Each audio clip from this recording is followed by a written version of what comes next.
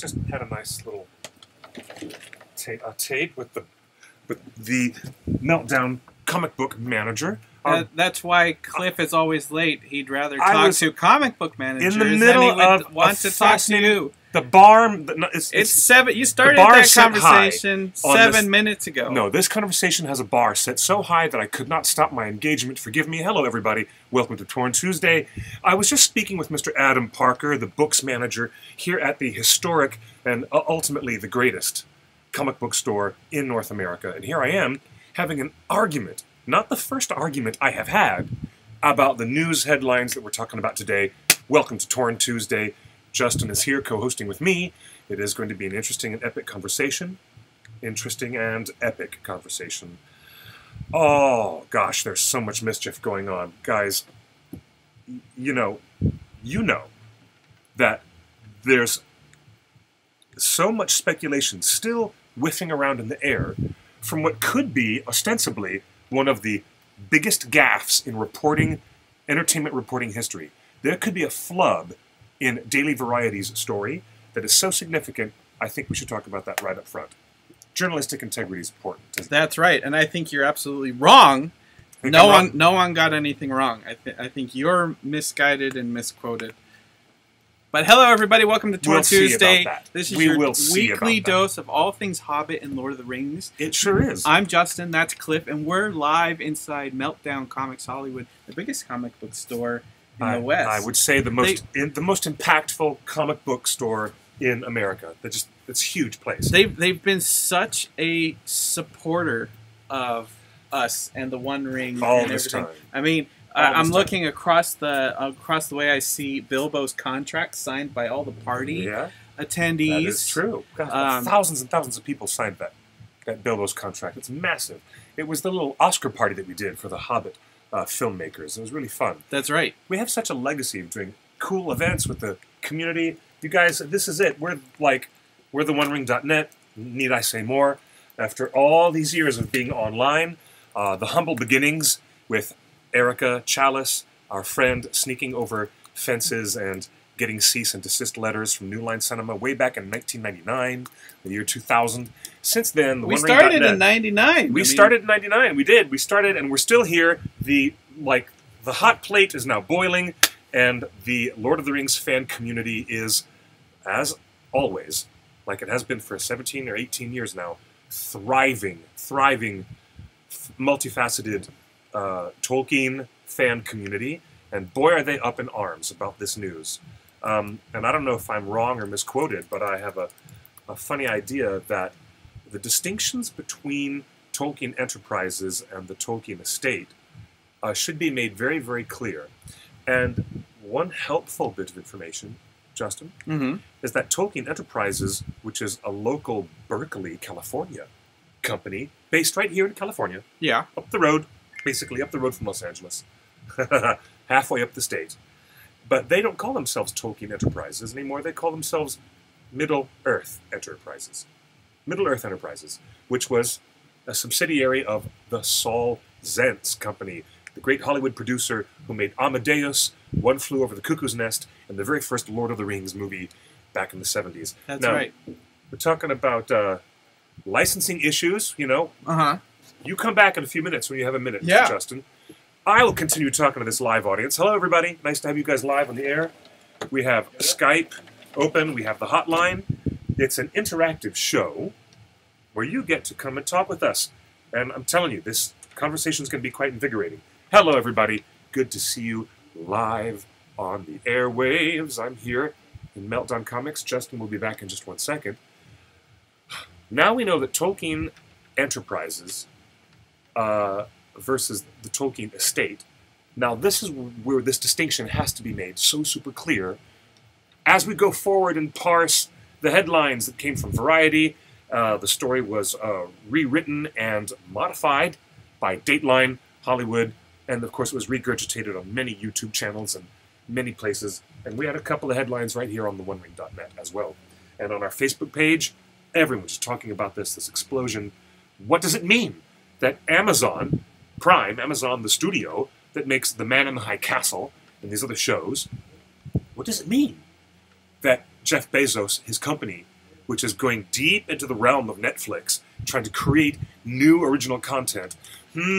What does it mean, you wonder, that Amazon is sitting at the bargaining table where Warner Brothers Studios and the Tolkien estate are coming in and saying, here you go, here's a sweet deal, here's a $200 million licensing deal to get your hands on a reproduce, totally redo and reboot The Lord of the Rings. No, this is not the Silmarillion. No, this is not an offshoot anthology series of Tales of Middle-earth. No, this is not a bridge film.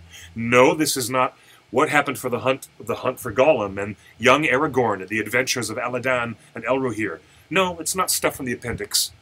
And all the stuff that we've been speculating about for years, well, I think that's the kind of content that most of us as a fan base would have wanted to fill the void. No, this is actually a redo, an actual reboot of the Lord of the Rings trilogy and the story within. And so, therefore, it raises the possibility of, you know, where are we in our audience appetite for a reboot of the Lord of the Rings trilogy? Versus where are we in our appetite for more Middle-earth stories that bridge the 60 years between The Hobbit and the Lord of the Rings? The way that it is standing in front of us as a 6-film series from Peter Jackson and Warner Brothers and New Line. So where is our appetite? We're going to talk about that. We're going to talk about, you know, the reporting of the story to make sure that there weren't any mistakes, that everybody understands the difference between Tolkien Enterprises and the Tolkien estate. Our intrepid reporters working as volunteers for the One Ring have reached out to Middle-earth Enterprises. The company used to be called Tolkien Enterprises. Now they're called Middle-earth Enterprises in Berkeley. And we have reached out through emails, but we have not heard back. So we have no comment or contribution yet from those very important sources. It might be true that these wonderful folks are trying to get some negotiations done and keep their cards close to the vest, very close to the vest, and not revealing their hand too early, because this is like a $100, $200 million negotiating deal. Oh my gosh, we have so much to talk about right here. We are live. We got messages on the OneRing.net live. Here we go. We have so happy to be watching again after being blind from cataracts for 2 months. Oh my gosh, congratulations. I don't know who you are, but I'm glad that your eye surgery went well and that you're able to watch us again. Welcome, come on back. Welcome. Also, your next thought was redoing Lord of the Rings is very bad idea. Redo of the Hobbit trilogy? Maybe. See?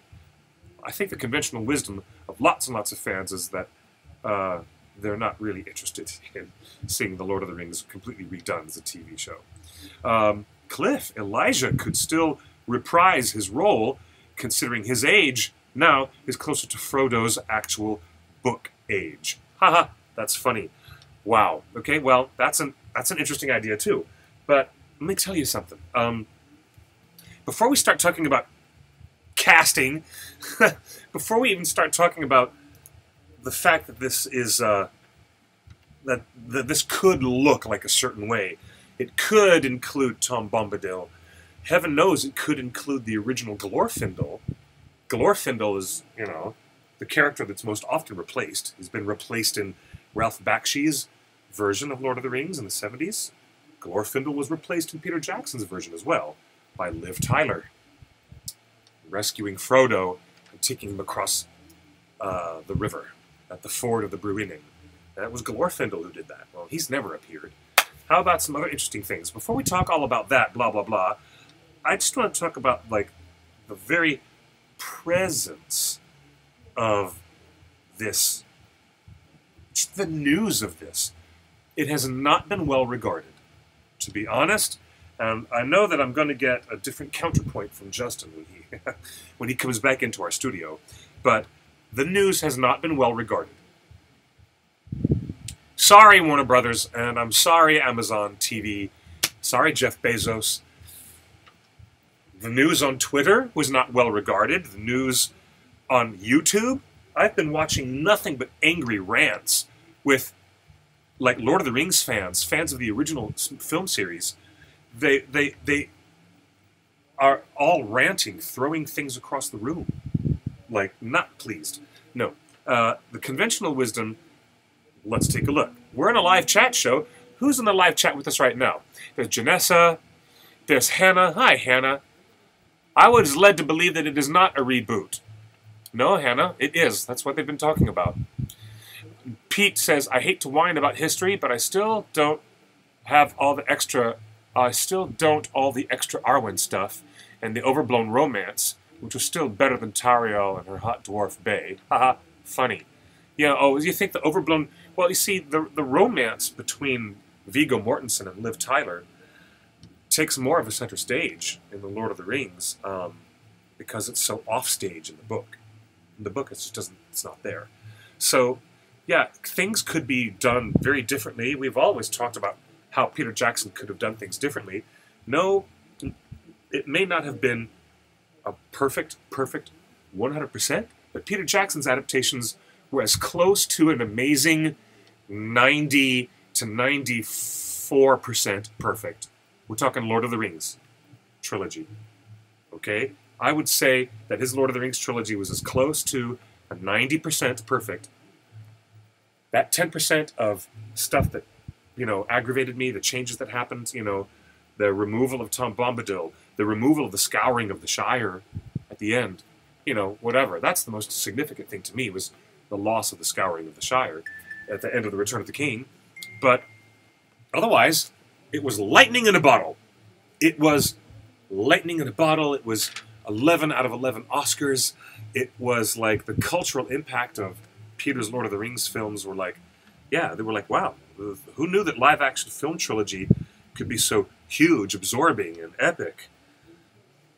Another mention of our hotline. If you want to be part of the hotline, here it is. It's 530-64-FRODO. Hey, 530, number 6, number 4, FRODO. We've got live show going on right now. We would love for all of you to come in, call on the hotline. You can Skype with us. Skype is open. The One Ring Net. Also online under the nickname Barlaman Butterbur on Skype. We've got Skype open. We've got everything ready to go. It is an interactive show.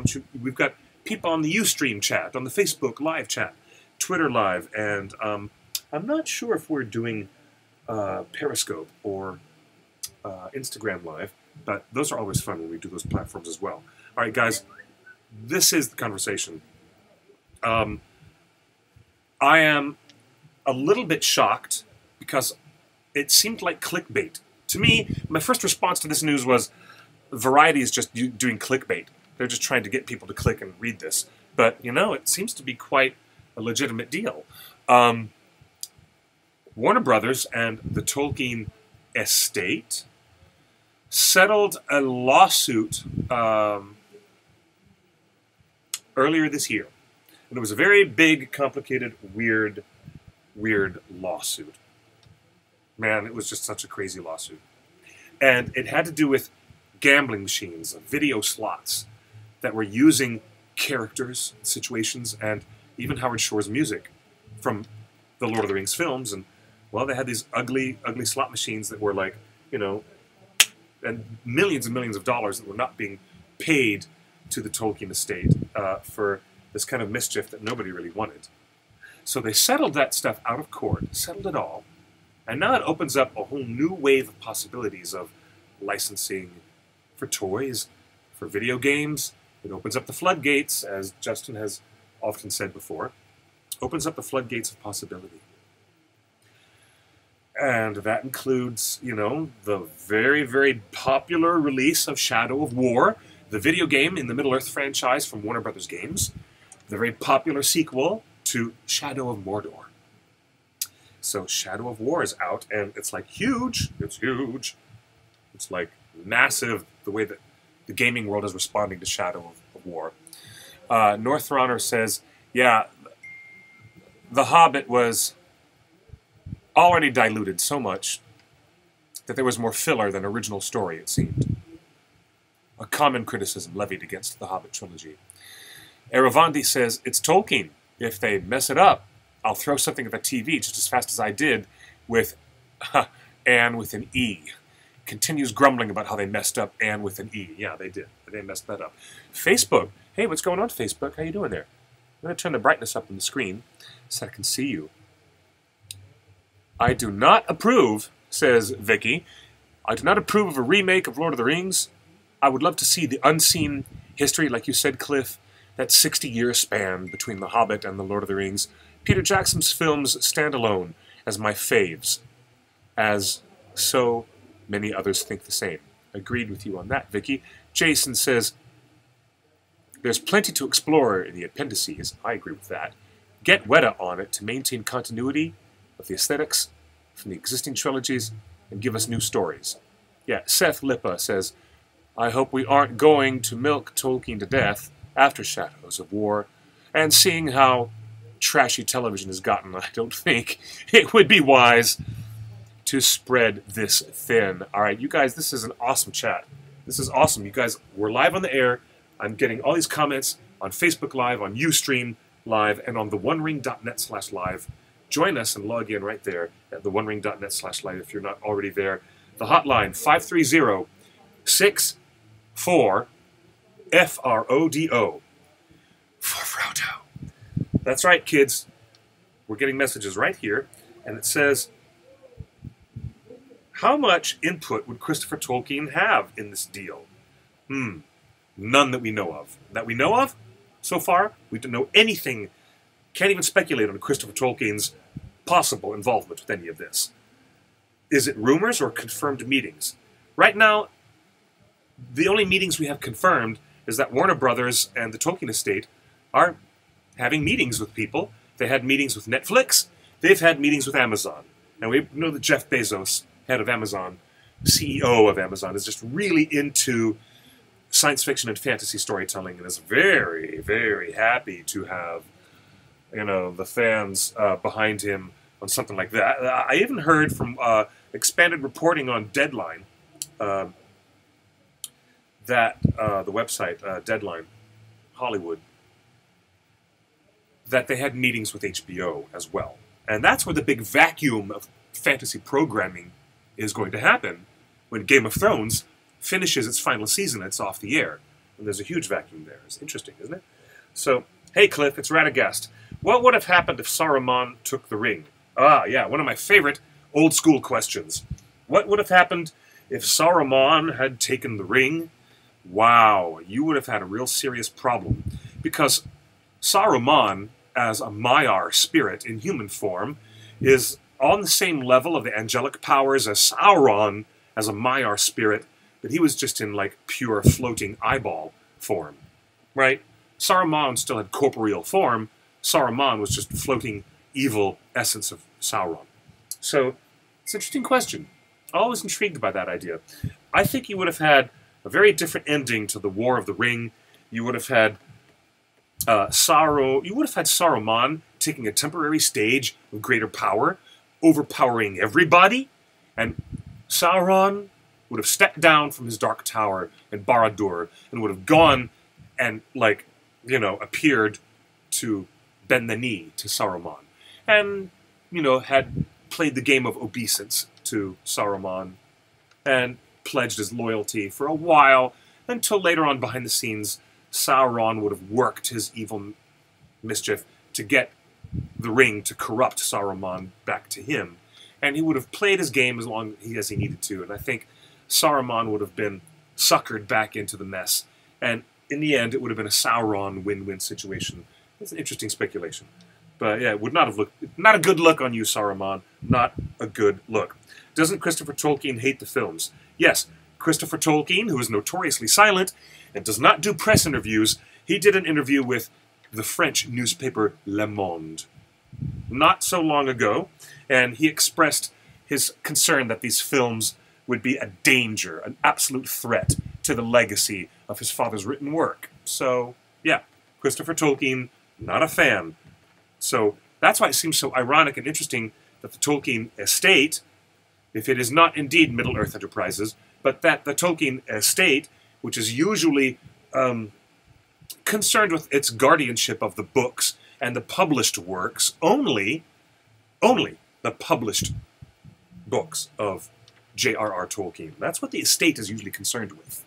The fact that the Tolkien estate is sitting down at a negotiating table with Warner Brothers and saying, here, let's shop the rights around to the film. And I find this very interesting development indeed. And I'd thought it was a mistake on the part of Daily Variety, and that they had meant to say Tolkien Enterprises. But we need to make that clear that Tolkien Enterprises is now Middle-earth Enterprises, operating out of Berkeley, and they are the film rights holders. Middle-earth Enterprises has the rights to the films and the video games, being Hobbit and Lord of the Rings licensed out for those purposes. The estate, generally run out of London, and its head concern is in South Africa, or in the south of France, where Christopher Tolkien lives. So the Tolkien estate is headed by, the estate of Tolkien and his scions, including Christopher Tolkien, who's the lead executor of his estate, and he's in the south of France, and they have offices in London as well. And, they deal with the publishers and the books, as long as you guys know the difference. I'm tired of telling you this, but I'm glad I'm telling you this. At the same time, I'm glad to make it super, super clear so you guys know.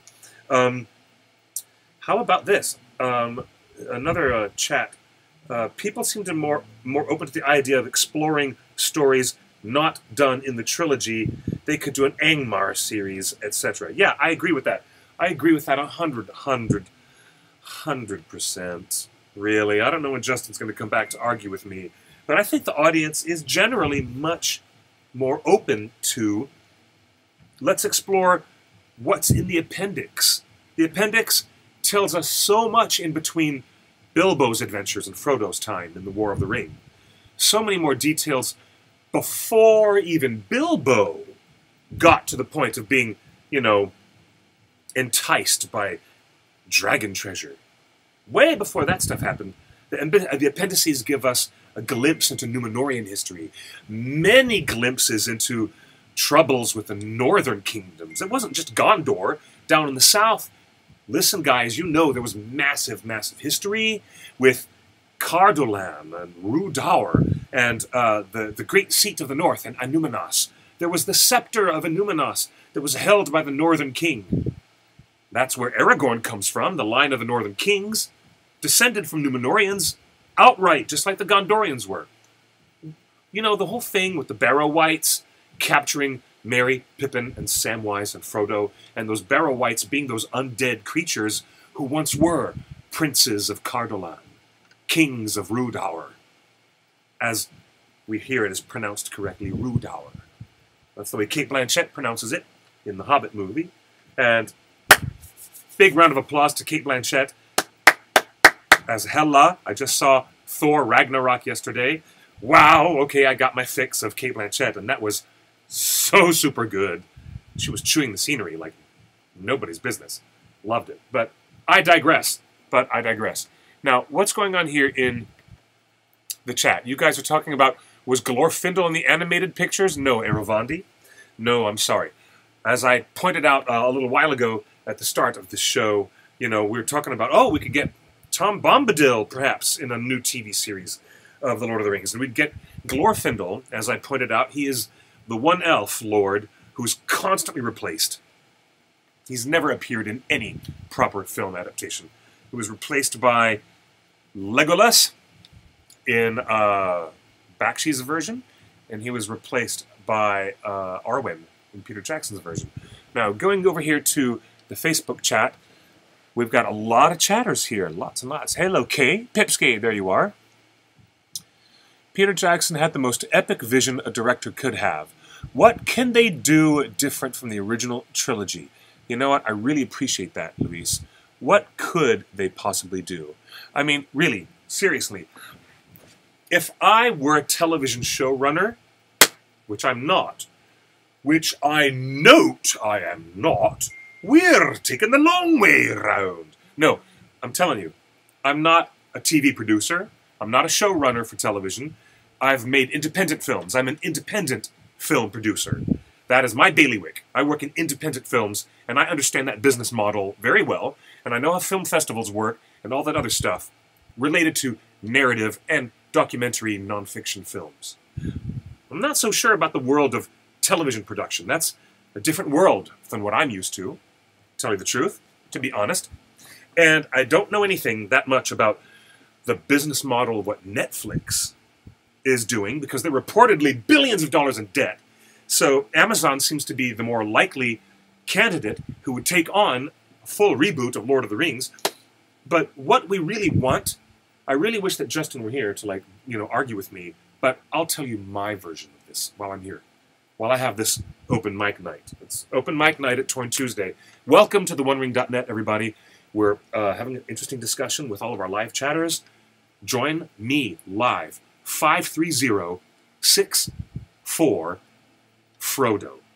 530, number 6, number 4, FRODO. Text me or call in, be part of the show live. And we're turning on Skype as well. I don't think that the marketplace or the appetite among fans is ready for a reboot of The Lord of the Rings. I am just going to say it outright. As tantalizing as it might be for someone to say, oh yeah, we can get Glorfindel in, we can get Tom Bombadil, hey, you know what, we could get Gonburi Gon, and the Woses of, the forest in between, the Druadan forest, in between Rohan and Gondor. We could get all kinds of stuff. Sure, but what Peter Jackson did, what his artists did, the designers, the creature designers, the people at Weta, the people working under Tanya, Roger, and Richard Taylor, and our friends at Weta, the design team working with Daniel Falconer, the actors, what those actors did, that ensemble, Bernard Hill as Theoden, Sir Ian McKellen as Gandalf, Sean Astin, who was cheated out of an Oscar nomination for playing Samwise. I can't carry it for you, Mr. Frodo, but I can carry you. Sean Astin brings us to tears at the end of The Two Towers when he has that monologue.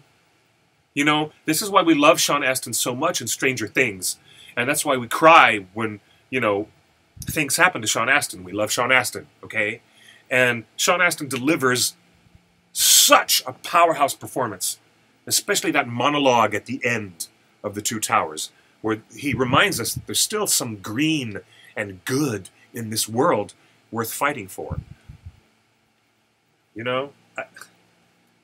It's like, after what happened with that movie trilogy, even though I miss the Scouring of the Shire as much as anyone, believe me, I miss the fact that Christopher Lee did not meet a character story arc that was appropriate to that character the way it is in the books. Hey, I'll complain about that, but still, it was lightning in a bottle. It was as close to perfection as we could get.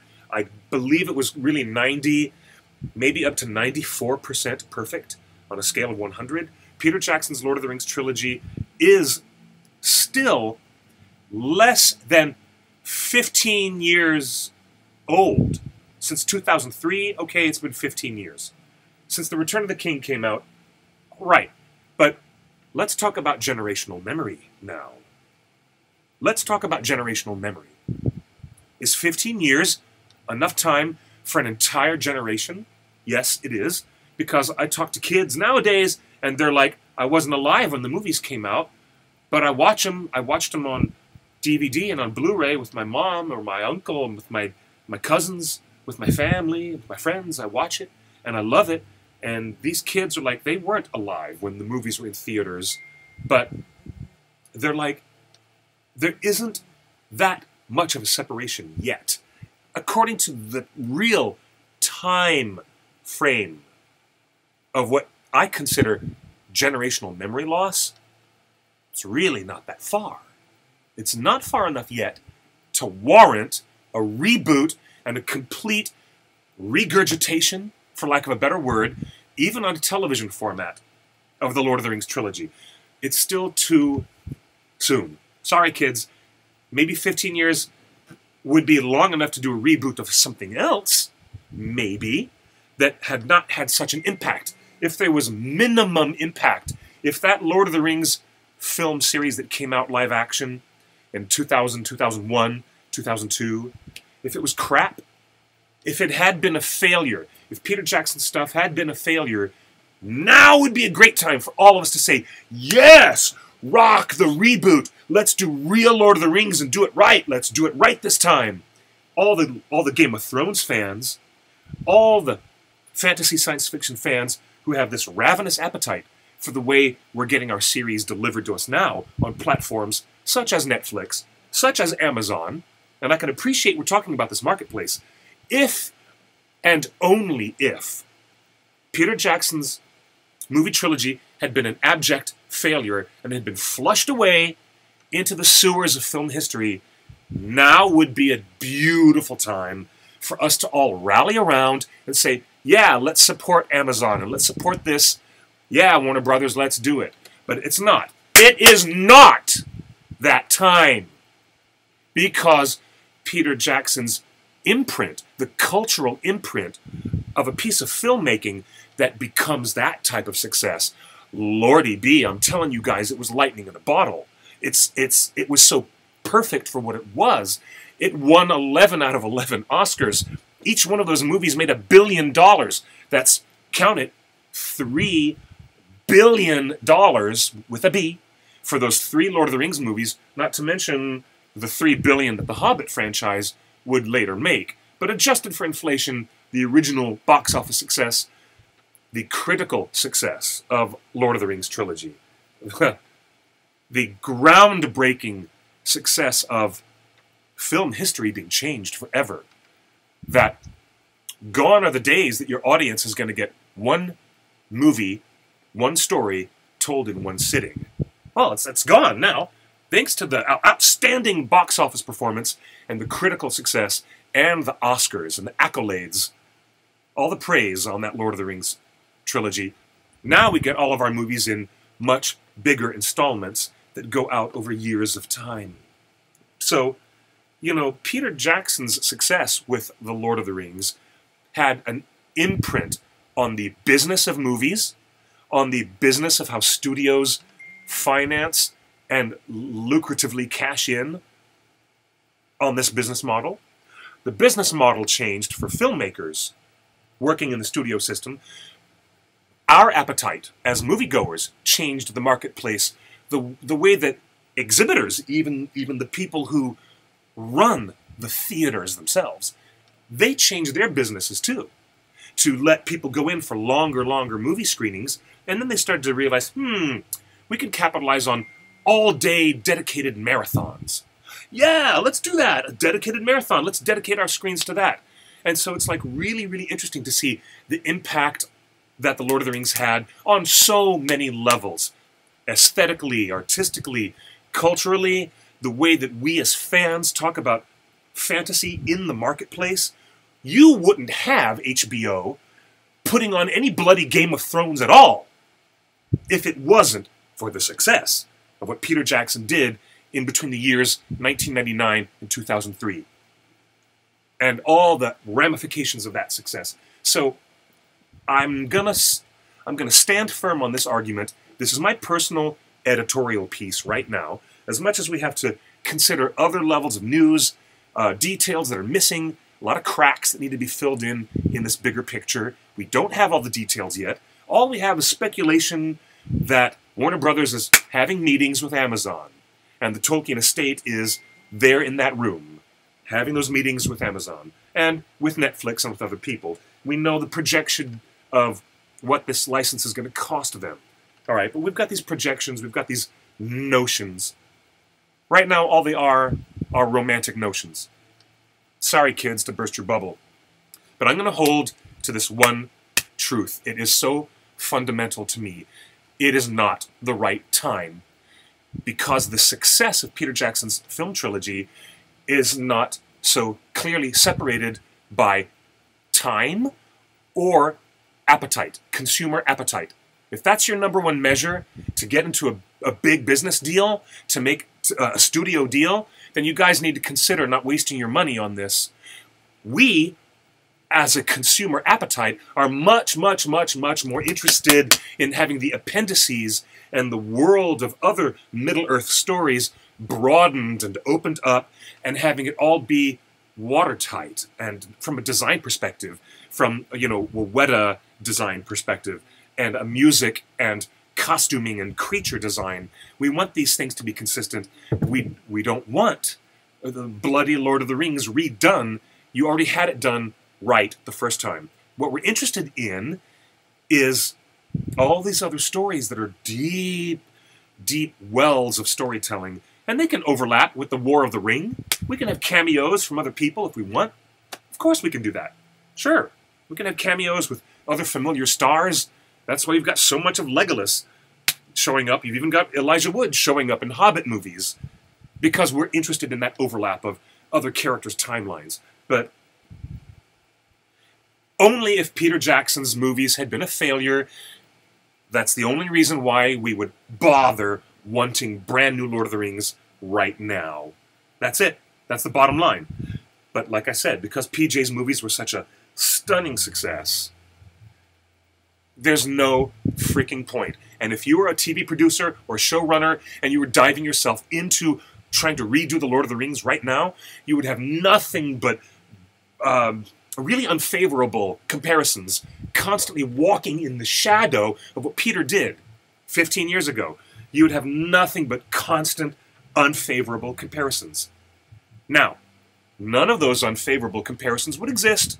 There would be no shadow to stand under if Peter Jackson had failed 15 years ago. But he didn't. I'm done. I'm done. I'm done. Stick a fork in me, somebody, because I'm done. Now, we're going to go check and see what the hotline has to say. Hotline, how was this news leaked again? Well, Daily Variety reported it. Variety had their sources. We would have to ask one of those reporters at Daily Variety how it got leaked. It was regurgitated by every news outlet since then, since 2 days ago, okay? And I'm a post-Lord of the Rings trilogy Tolkien fan. Is this what it was like when you heard a Kiwi was making... Yeah, this is what it was like. This is what our lives were like. It was tense. There was nothing but fan anxiety all over the place, because we didn't know that Peter Jackson's Lord of the Rings would be that good. We had no idea. We were afraid of zombie splatter films and him doing something ridiculous. I mean, The Frighteners was pretty decent, and, you know, that beautiful little romantic film Heavenly Creatures showed us that he could handle visions of fantasy worlds in a lyrical way, but we really had no meat and potatoes to go on from Peter Jackson's resume at that time. We didn't know. So yeah, this is what things were like way back when. Okay? Maybe Justin is off reading The Hobbit. I don't know about that. Here's Idiocracy. They give us a terrible Middle-earth bundle without any new content. Then they want to redo Lord of the Rings. Yeah, thank you. That's right. That bloody Ultimate Edition that didn't have any new content at all. That freaking $800 overpriced set. Damn, that really, really, really aggravated me. So, yeah, oh, hey, my Dragon Dice friends are texting because they want to play Dragon Dice tonight after the show is over. Weta, and with the assistance of K.M. Rice, or Keeley of the Happy Hobbit Show, has collaborated and come up with a book that's on how they brought Lord of the Rings to life in the films. Yes, Pipsquet, lots of detail. Yes, our good friend Kelly Rice, who's the author of the Darkling series, K.M. Rice, she did do that book, co-authored with Weta, about how they brought those Lord of the Rings movies to life. Definitely worth looking into. Very, very detailed. Worth looking into. People seem to be more... Oh yeah, I know what people are open to. People are open to telling us about the war in the north against the Witch King. People are open to how did Sauron decide to go, you know, a floating spirit after the destruction of Numenor. How did Sauron all of a sudden take shape again in the east? And he all of a sudden reappeared in Dol Guldur. People want to know what happened to Elrond's family. Yes, the Lord of Rivendell, so wonderfully portrayed by Hugo Weaving. Elrond, half-elven, the Lord of Imladris, had a whole family saga that's detailed in the appendix in the back of the Lord of the Rings book. You never got a whiff of it. You never got a single whiff of Elladan and Elrohir, or, You know, what happened to their mother, you know, Elrond's wife. All kinds of crazy, interesting stories. And the dwarves and their attempts to reclaim Moria. Man, that's the stuff we want. An anthology series is what we want. I'm telling you, we don't want a reboot of what was perfectly done before. It's that simple. It's that simple. Whatever. My gosh. Maybe the Tolkien estate wants a faithful adaptation. Yeah, where is Justin? Good question. I don't know where he is. I might call him on the phone. Because he's gone and disappeared and left me... You see, the lower third says Cliff and Justin. Well, you know, here's my co-host today. Hey, how you doing, Justin? Hey, fine. How are you doing? I'm doing a little bit stressed, a little bit anxious. I've been hearing some weird news, Justin, lately. Yeah, I've been hearing weird news, too. And I am so excited. I think it's a wonderful idea. Justin, you need to calm down, son. I am calm. No, you need to calm down, son. I'm Justin. I'm always calm. You know what I really love? The idea that the studio can throw money around like that and make a whole new version of Lord of the Rings. And all the young kids can have a whole new exciting thing. It'll be so awesome. Yay, Star Wars. Yay, Justin. Hey, you know what, Justin? You need to calm down, son. Okay? You need to calm down. I think when he plays that back, he's going to be really aggravated at me, but whatever. He's not here to defend himself. It's my show today. This is my show. I'm going to tell you guys, I got to catch up with what's going on in the live chat, and I'm getting so... Why are producers afraid to reboot Back to the Future, but not afraid to reboot Lord of the Rings? Interesting. Interesting point. Interesting point. Well, I wonder, sometimes I wonder why people in Hollywood make the money-making decisions, the quote-unquote business decisions. They anticipate the wrong thing in the marketplace. Sometimes they anticipate exactly the right thing in the marketplace. Thanks for starting a live broadcast. What are my thoughts on a 4K digital version? Okay, you know what? If they did a really, really beautiful and very careful 4K, ultra high def 4K revisit of The Lord of the Rings, yes, I'm there for that. I'd have to upgrade my home theater system, but yes, I'm there for that. And I think that would be very, very good. Right now, the regular Blu-ray is a 2K master, from what I understand. Yes. Is Skype on? It's going to be on in just a second. Hold on, Pippin. You're cooking dinner. Oh, Pippin's cooking dinner, and she wants to chime in on the whole Amazon news. Wow, there's so much going on. My phone is just blowing up. This is actually very exciting.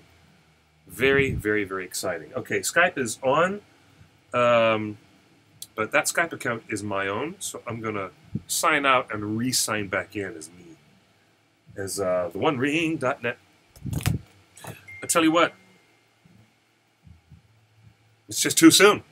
That's all you got to say to it. In the Facebook live chat, what do you have there? Seth says, Season 1, the last battle of the last alliance. How about that? Yeah, Season 1 could be the last battle of the last alliance. Wow, okay. Yeah, well, yeah, maybe. Chris Reyes. Okay, Chris is here. Chris, I want you to call us live on the hotline, 530-64-FRODO. I'm against it. Could they do a Force Awakens type Rings film 30 years after Return of the King? I don't know about that. All right. Hey, what you got to say there, Ben? Ben, I like what you said about the family backstories and Moria. Yeah, Moria Saga. It would be really... Yeah, dude. Thank you, Ben. Appreciate that.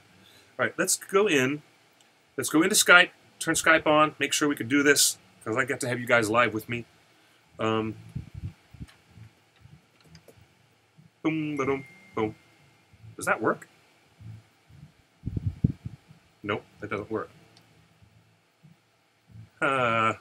Okay.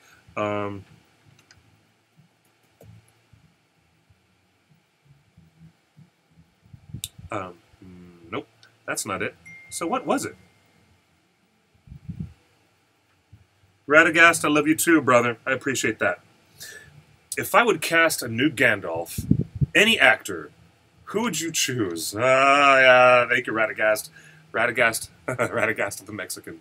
I love you, dude. That's hilarious. That is so hilarious. Have Peter Jackson, Fran Walsh, or Philippa Boyens chimed in for this yet? No. We haven't heard anything from them yet. But I'm very intrigued by what that might be. Very intrigued. Let me see if I can... I don't seem to be able to get the login.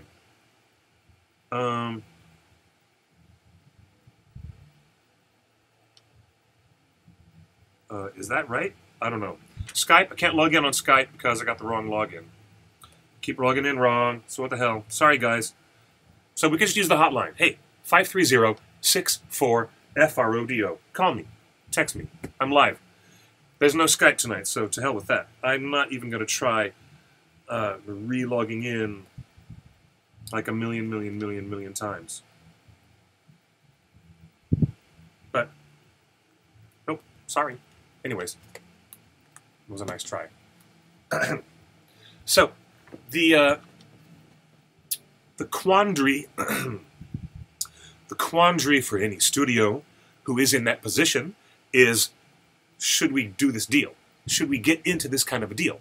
Because the projected numbers that came out of Deadline Hollywood included $200 million just for the rights to do it. $200 million to get that license. And then they projected that it would be a budget per season of $90 million to $150 million per season. Hey, this is the OneRing.net. Where are you calling from? Hey, Chris, this is Chris. My friend, I'm so glad. Ladies and gentlemen, this is Chris Reyes, the head guy from Story to Screen podcast and movie reviews, our good friend. And look at this, Chris Reyes. Tell us what is on your mind. Okay. Exactly what we're all talking about. The whole Lord of the Rings, Amazon. Okay. Right. You pretty set it straight. I mean, as of right now, we don't know a thing. We don't know anything. We don't know who's involved. I did hear a producer's name being run around for a little while. I can't remember who it was, but it definitely wasn't somebody in association with the previous films. That much is clear. Okay. This could go anywhere. Yes, completely against the whole reboot idea, and they're kind of, and if you were to take it at face value, like with the headlines, like Lord of the Rings TV show, one would make you think that, oh yeah, this is a Lord of the Rings reboot. From what I have heard, and I don't know if you've heard stuff, Cliff, but it seems like they want to do something kind of like Clone Wars, like something that takes place at a certain time, whether it be in between the films, Really? or the two film trilogies, or sometime before. Yeah. And I don't know if it's the Silmarillion era. I mean, that's what I've heard. But it's gonna go either way, man. I mean, like, you're pretty much for this, correct? Or are you kind of against the whole television? No. I'm personally, and I'm really glad you asked that. I am pro anthology series for other, as yet never before produced Middle-earth stories that are licensed from the appendix. Stuff that's straight from the back of The Return of the King. That's all I want. That's all I want. Yeah. That's it. I don't expect to ever get the Silmarillion in my lifetime. I really don't. So I want like a beautiful anthology series that can take us into areas of what happened when the dwarves reclaimed Moria, what happened when Elladan and Elrohir tried to rescue their mother, what happened when, our Aragorn's mother realized that she was being tracked and was going to be killed, and she had to save her son. What happened when, the Witch King attacked from the north, and what happened among the princes of Cardolan and Rhudaur and the kingdoms of the north who fought amongst themselves? Well, that's really interesting stuff. I don't want to see the Lord of the Rings redone yet, and I'm glad that you can appreciate. Now, one of our good friends who is live with us on Facebook, his name is Kyle. Kyle Pedley is one of our very dear friends from England. He's in the UK, and he's with the Tolkien Society, and he's very informed, and he just has said the same thing that I agree, I think we all agree, that Peter Jackson's Lord of the Rings has left such an imprint on our consciousness, still, even only 15 years out, that any showrunner and any producer wandering into redoing Lord of the Rings specifically is in for nothing but bad comparisons. Or just he has to beat that style. I mean, like, it's like someone saying, like, I'm going to remake the original Star Wars. You can't do that. I Right. feel like in some ways, Lord of the Rings is untouchable. You just cannot go in there and do your own. I mean, you can say, well, Ralph Bakshi did his version. True. There's a lot of elements that you can say, well, that's kind of comes from books, and you can kind of even say those elements are even in the films to some degree or another. Maybe it's played up less or so, or taken up a little bit higher notch. Whether it's the design, maybe like the Hobbit look. I mean, there's definitely a difference in the look of Bakshti's Rings universe, but there's also some similarities as well, whether it's Yes. in terms of the look. But yeah, I don't know. I mean, I personally am hoping, and I would bet $100 that it's going to be set in the timeline between Lord of the Rings and The Hobbit. What it will focus on is completely up in the air. Because again, I've been kind of pushing for it. I want to kind of see them go into the television world. And now here's another thing too. One of the issues that I've been hearing is the budget. $150 million. Have you heard that number, Cliff? I have. That was speculated by Deadline Hollywood that each season would be in between 90 to 150 million to produce a season. When we know that HBO is currently producing Game of Thrones seasons at $90 million. For 6 episodes. Okay, so Game of Thrones is budgeted at $90 million a season? Yep. Is that a fact? That- Okay. yep. Okay. But I can imagine, too, that the budget has kind of increased, too, given that this is going to be the final season. Yeah. And they're making feature-length episodes for this last season, yes. Yeah, now, I thought everything HBO passed. Is that correct? Yep. Show? I mean, Yep. Or is that just speculation? The reporting, we're just repeating what we have been reading from these sources, Deadline Hollywood and Variety. Hello, Justin. Welcome back. That that HBO did pass already, and so Warner Brothers is taking this deal around town to Netflix and to Amazon. Yeah, And Amazon. Okay.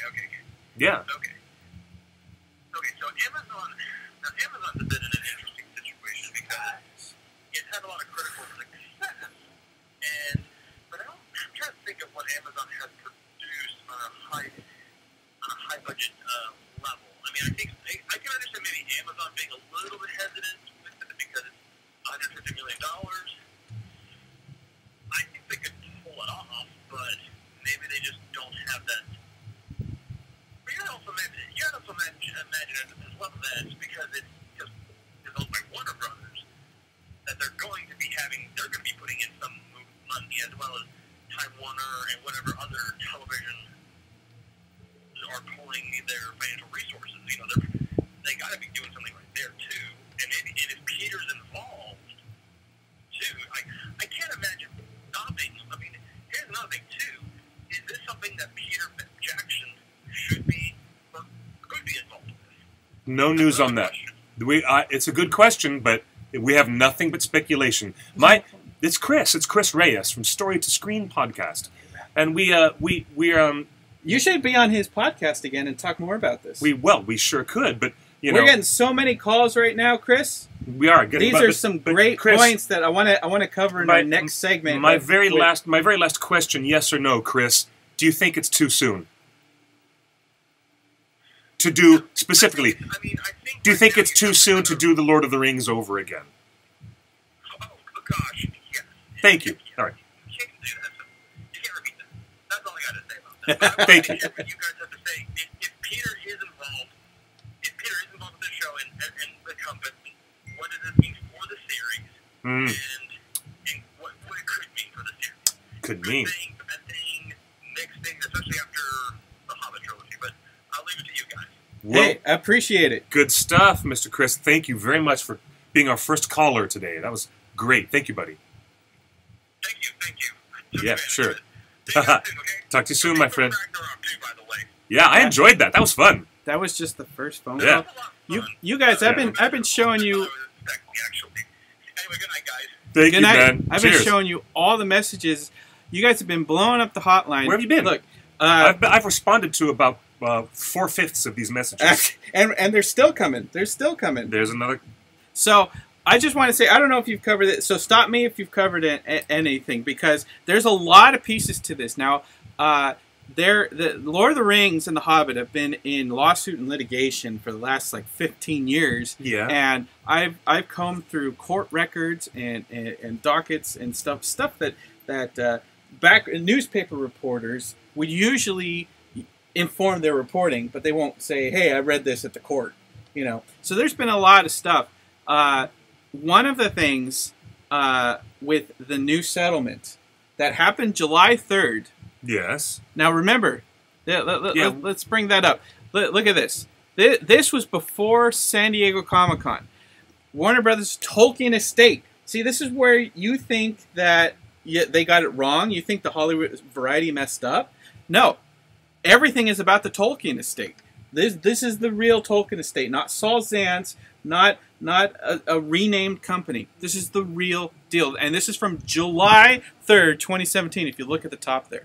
So we are really talking about the Tolkien estate, the heirs to the fortune, and the controlling rights. So that's from July of this year. It's very, very good. So thank you for reinforcing that. Yeah, we covered that ground already. So right now, the Tolkien estate seems to be strange bedfellows with Warner Brothers, No, because they've been feuding with them for so long, and now all of a sudden they're ready to sit down at the table and negotiate big deals. But that was part of this $80 million settlement in July of this year. So that's part of this year. So that happened this year. So basically, from what we understand, is part of that settlement was the Tolkien estate said, go out and sell it again, but we need a really, really fat check up front. They see this not as, you know how George Lucas sold Star Wars for $4 billion? He's just like out and done, and that was his payday. So the Tolkien estate kind of sees this as a payday, not the payday. They're not signing away rights for eternity. By the way, I need to reiterate, for journalistic purposes, that we have, as a news media outlet, we have reached out to the Tolkien estate and to Middle-earth Enterprises, and they have not replied yet. So, and we should say Justin is offering editorial comments at this point, and we not should say specific news. That every member of the OneRing.net that you follow here on the show or on Twitter, we've got Mr. LDC, Mr. Sear, Larry Curtis, of course the Happy Hobbits, Kelly and Alex, Cliff, myself, QuickBeam 2000, Hannah Hobbit, Silmarillion, Green Dragon. Green Dragon. So many people have their own Twitters. Again, all of this is conjecture and opinion until you see it on the OneRing.net. But if it's posted on our website, that means we've done the research, and we'll have we'll confirm details later, and we'll have context. Like I said, there's a lot of cracks in this, and we're trying to fill in the cracks as quickly so as we can. You'll see some opinions on Twitter. There's some wonderful Twitter threads. Yes, there are quite a few. And amazing comments on our Facebook page. Our Facebook page just blew up this weekend with comments, thousands and thousands and thousands of comments. So if Star Wars can wait to have 30 years, thank you for setting that on the hotline. Hey, 30 years, appropriate time for Star Wars to be rebooted with The Force Awakens. And it was 25 years between Bakshi's version and Peter Jackson's version. So why don't we have 25 to 30 years before The Lord of the Rings is remade? No, I think because now's the The Force time. Awakens is considered a remake/reboot of A New Hope in many ways. And that's 30 years. It's not a reboot, though. It's not a remake. First off, a remake is remaking the same story over again. That is a remake. You're remaking it. You're remaking the book, The Lord of the Rings. That is the story that is being shot. They did not say anything. The Amazon release has not said anything about a remake. You know. No, they said it was for The Lord of the Rings. They say specifically, and we've talked about this how the rights of Lord of the Rings include many stories, and I'm sure you've covered it. So it doesn't mean that they're rebooting Lord of the Rings. It doesn't mean they're recasting Lord of the Rings. I will say that let's just remember, Star Wars was never rebooted. They never recast any character in Star Wars. When they made prequels and they made sequels and they made cartoons, well, maybe the cartoons is the whole thing. But when they made 8 movies, they'd never recast Luke Skywalker. Luke Skywalker is Mark Hamill, right? And Sean Astin is Samwise Gamgee. There's no ifs, ands, or buts about that. And the thing is that some people say, you can't get these movie actors to do TV. Well, you certainly can. Sean Astin is in Stranger Things. He was also in Fargo, I believe. Yeah. Yeah. So was Martin Freeman. Martin Freeman was in Fargo. He done television. Don's Wild Things has his own TV show. Yes, he does. Billy Boyd has guested on a bunch of TV shows. Who else? Almost everybody except Orlando Bloom has done television or episodic series. Yes. So it's not beyond and current cast. He's in, Dirk Gently. Elijah's in Dirk Gently now. Elijah's been in so many TV shows. Lots of TV shows, yeah. Well, here you go. Entertainment Weekly is reporting on Sean Astin's response to Amazon's potential Lord of the Rings show. Breaking news. Samwise Gamgee speaks. Amazon is in early talks with Warner Brothers and the J.R.R. Tolkien estate to develop a TV adaptation of the author's beloved novels. And it says, press this button, continue reading, show full article. Quick, has Peter Jackson weighed in? No, he's not yet. No, he has not yet. Okay. I saw that the other day. Quote from Sean Astin. Quote, I saw that the other day and I thought that was intriguing. Astin told host Yes, he does, Pete. His TV show host Kyle Anderson, who was on Sirius XM 105, and he said on the radio, quote, I've been saying for 15 years that maybe like 12 years after Lord of the Rings came out that it would get remade. And people always said, oh no, it'll never get remade. It's a classic. They could never top it. And I'm like, no, it'll get remade. It's a massive story. The characters are so beloved, unquote.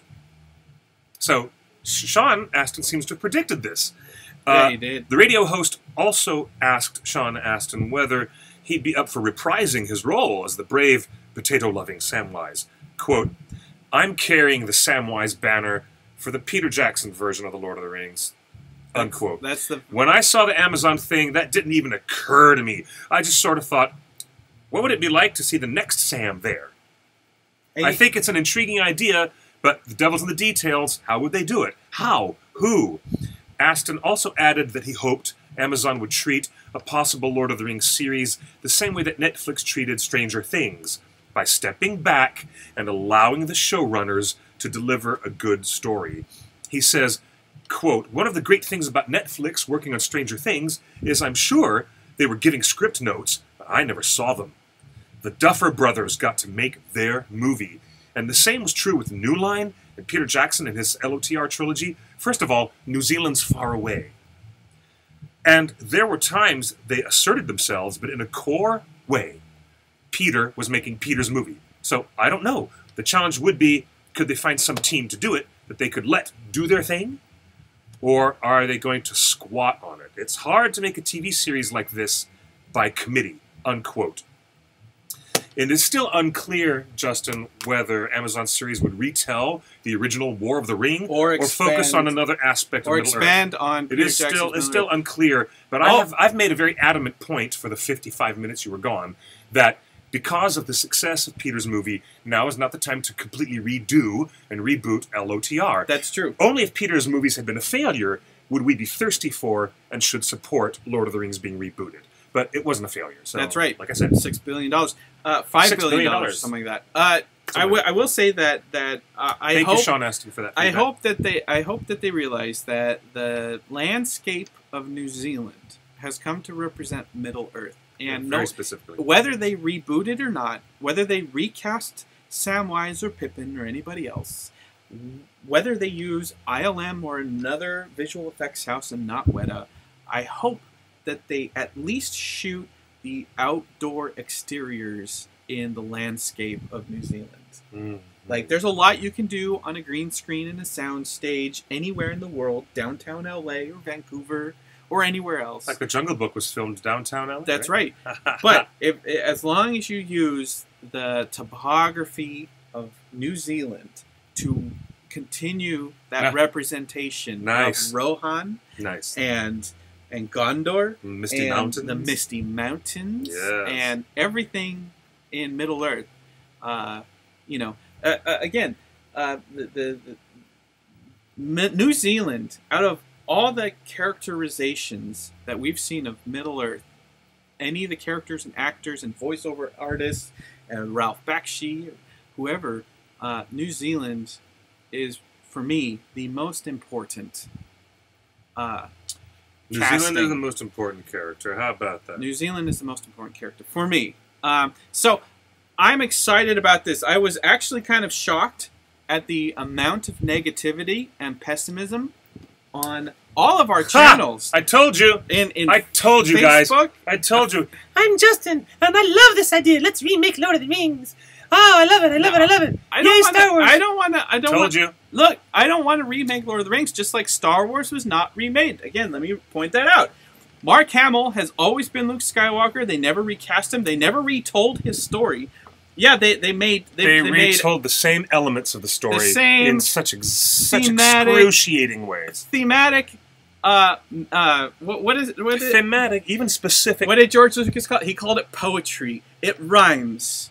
So no, even specific plot points were copied, but not rebooted and redone.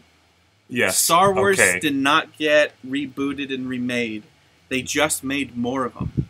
That's all. We're getting a call on the hotline. Let's take it. Hi, who's calling? Hi, this is Pippin. Hey, Pippin, how you doing? Hey, Pippin, what's your opinion on all this matter? Thank you for calling in. I tried calling in earlier, but it kept going to voicemail, and I did send a text. That's because Justin kept hanging up on you. Okay. I'm sorry. Should have told you that was Pippin trying to call. Sorry. Anyways, carry on. So I think that the general consensus that everyone would probably agree on, or at least 90% of the population that saw Lord of the Rings, would agree that remaking it, even in the TV version, probably wouldn't be a good idea. What I think would be a good idea, and what I would like to see, and I'm hoping this is the direction they're going, redoing The Hobbit, because a lot of people seem to be kind of not upset, but they're upset that the main character was barely in it the whole time, because it just focused on the other characters. So having The Hobbit as a TV series, you would have more time to write dialogue for the other characters.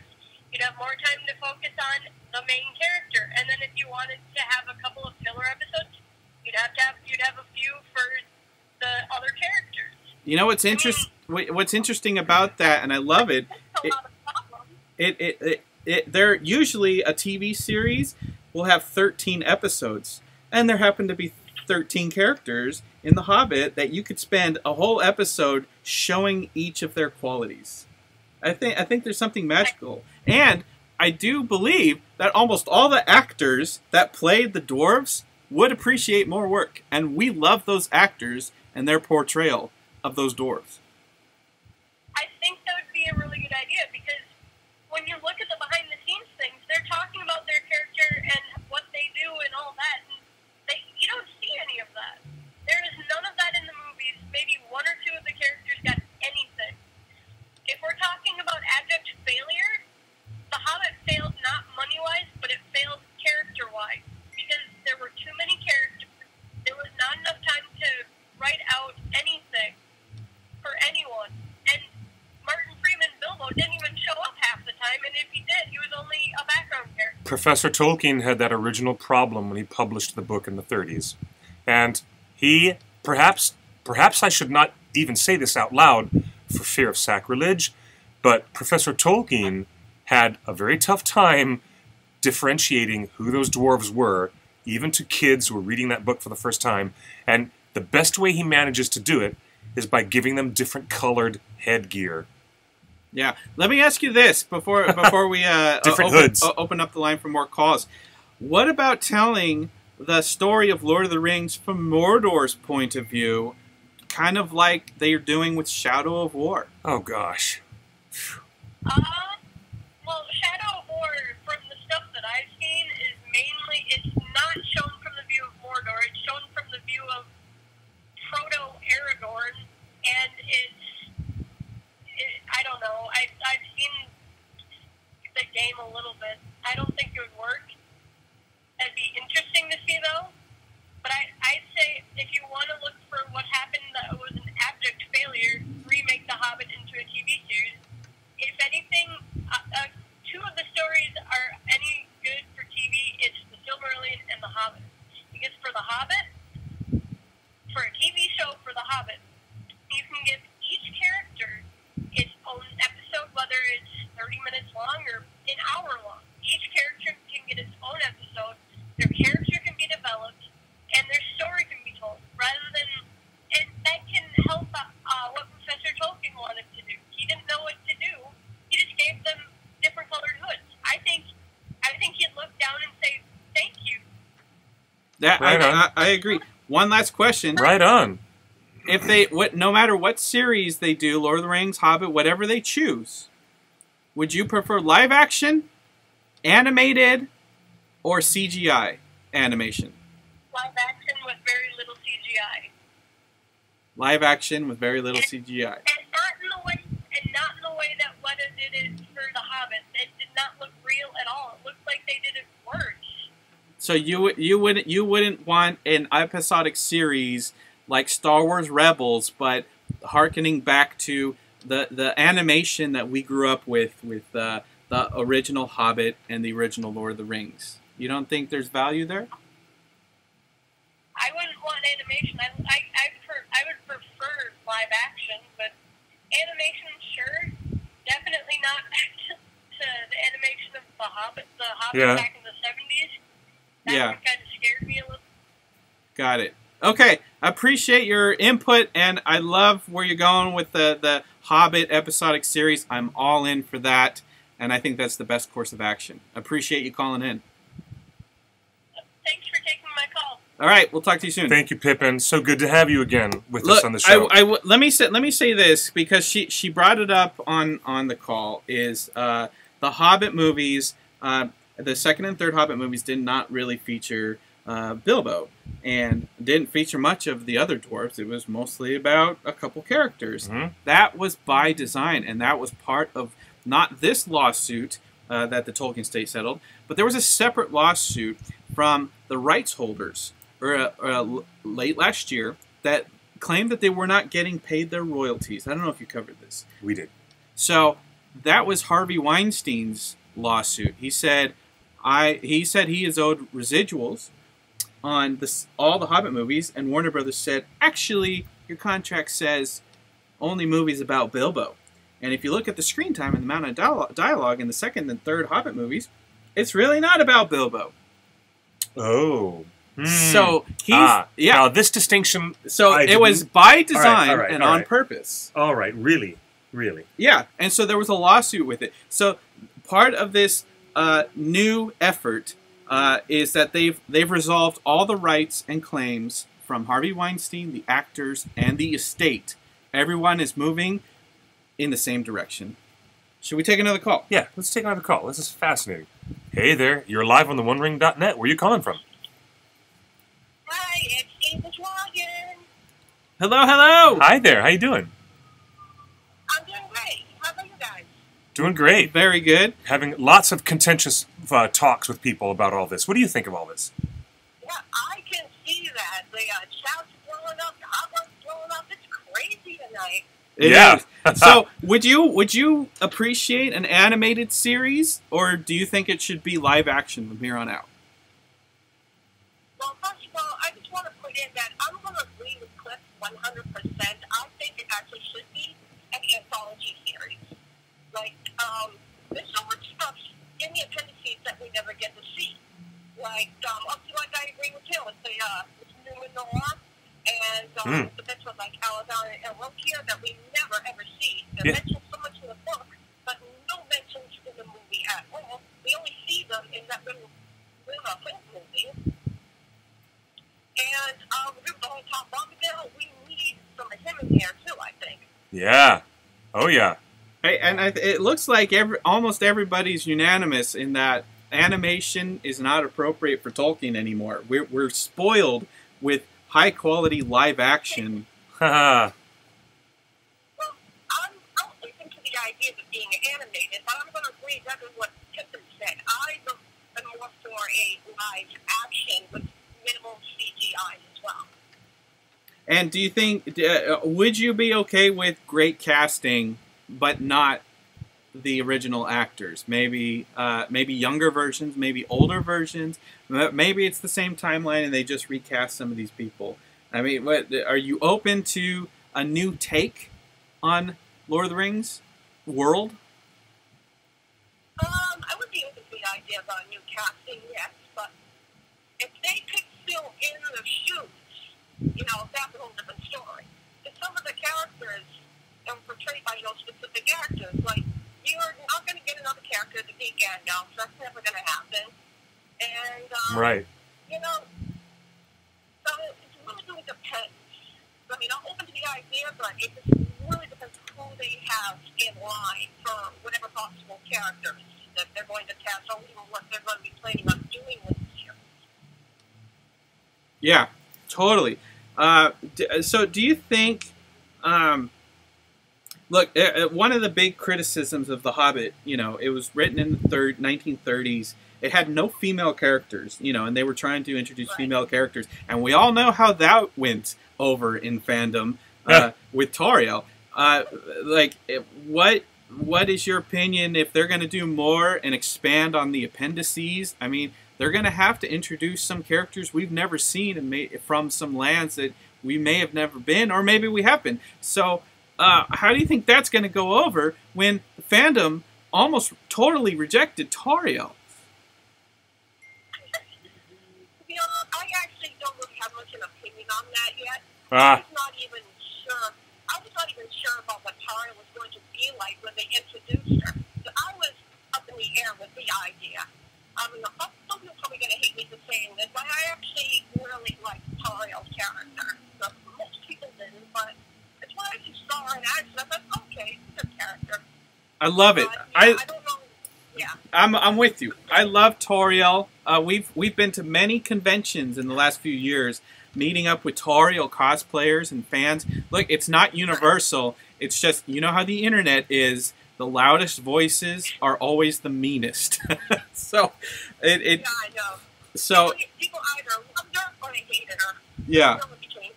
Well, we appreciate you calling in and your much. opinion. And man, this has been one of our most liveliest conversations. Everyone's got an opinion on new Lord of the Rings, don't they? Yes. Oh, yeah. Quite a lot. Yeah, that was really lovely to have you join us on the call, dear. Very nice. Oh, well, thank you so much for taking that call. I was trying to get it, but everyone else was getting it before me. I know. All right, we'll talk to you soon. Cheers. Thanks. Goodbye, guys. Bye. And we're getting another call. Oh, we just missed that call. Missed that call. Call back. Whoever just called back. Look, listen. I'm excited for more Lord of the Rings. I'd be happy if they kept some of the actors and maybe recast as needed. I don't think it should be rated R. Hey there. You're on the OneRing.net Live. Where are you calling from? Hey, I'm from Florida. Hey, my home state, Florida. Great. So, what's your opinion? Since we're talking about everybody's very wide-ranging reactions to this, what's your reaction to this news? So, I think that they probably should just focus on the Rings or the Hobbit because there's so much more Tolkien lore out there. Like, there's whole other areas that delved in, like Frosho and the Drakes of the North, and there's plenty, like Pelargir down to the south, that they could add a lot of lore on. Yeah. They could just expand instead of going through the same things. Well, it depends upon what limited stuff the Tolkien estate will let them license. And you know, traditionally, historically, it's only been The Lord of the Rings and The Hobbit itself and what's in those pages. Literally only that much. And so, therefore, we like to speculate that most of the other Middle-earth lore and the other stories would be expounded upon from the appendix, the appendices. Yeah. Are there any specific stories? You mentioned the Drakes of the North. Are there any specific stories or specific characters that you'd like to follow? Oh, I was just spitballing at that, but the real thing that I would like to see are the characters in the book, the Children of Hurin. That, to me, was one of Tolkien's best works, and should probably be expanded upon. Oh, yeah. Very much so. I agree with that.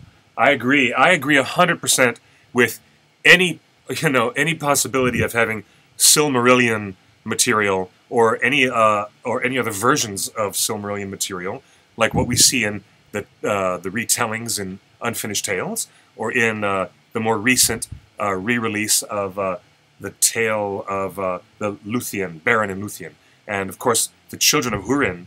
Gosh, listening to Christopher Lee doing the audiobook of that is the coolest experience ever. You're right. You're right on that, dude.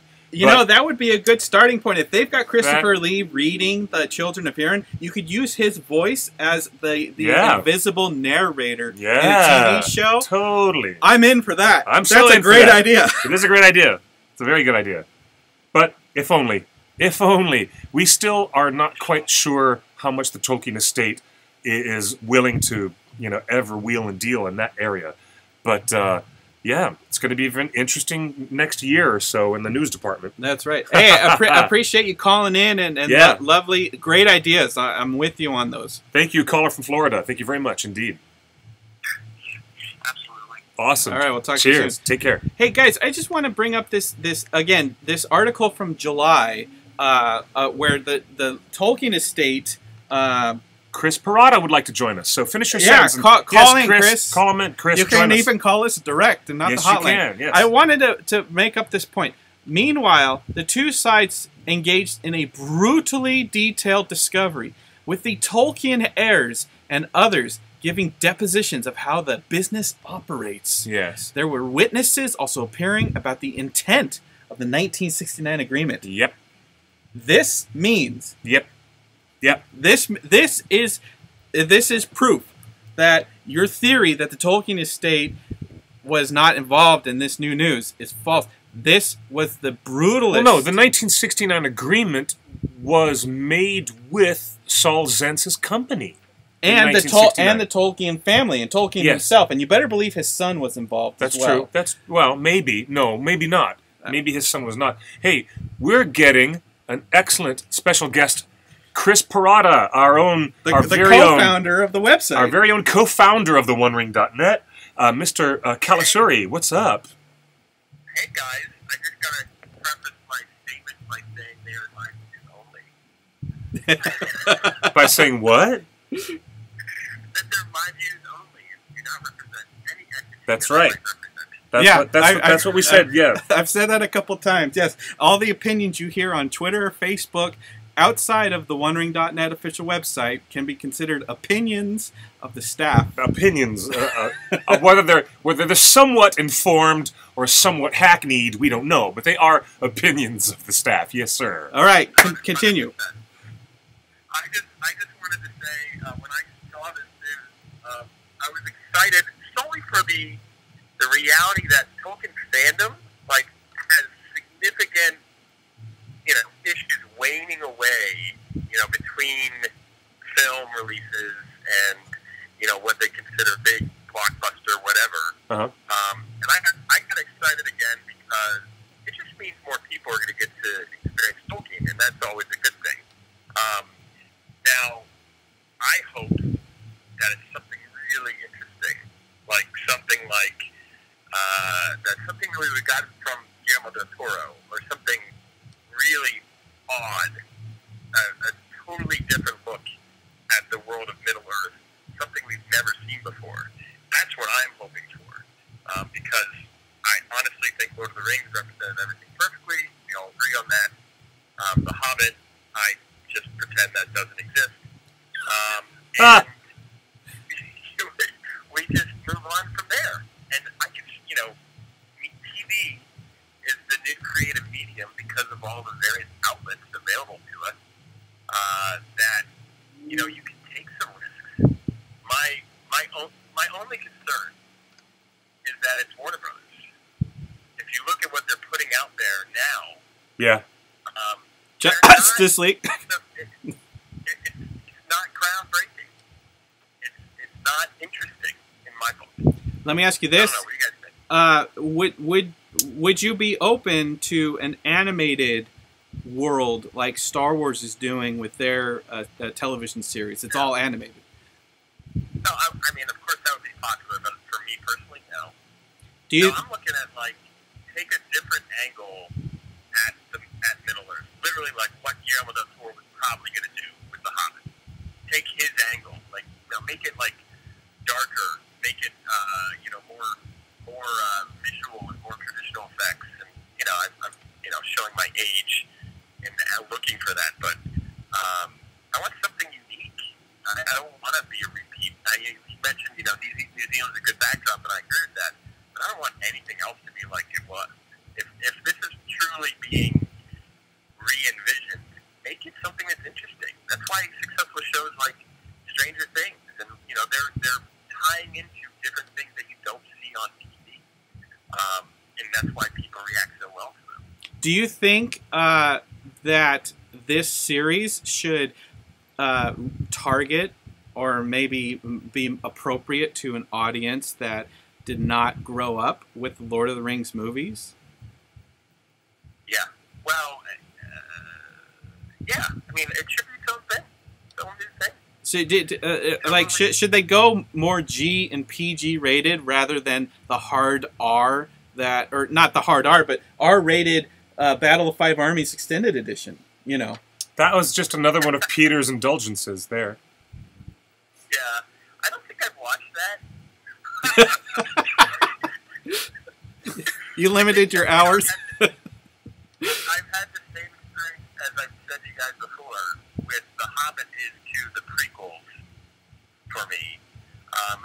From Lucas, I watched them once, and that was enough. Yeah. I have no interest.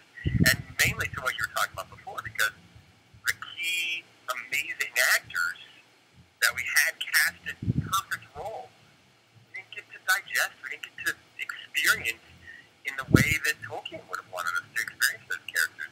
We had some really cool ones. I'm a fan of Toriel and some other parts of it, but yeah, it was just it's like a video game.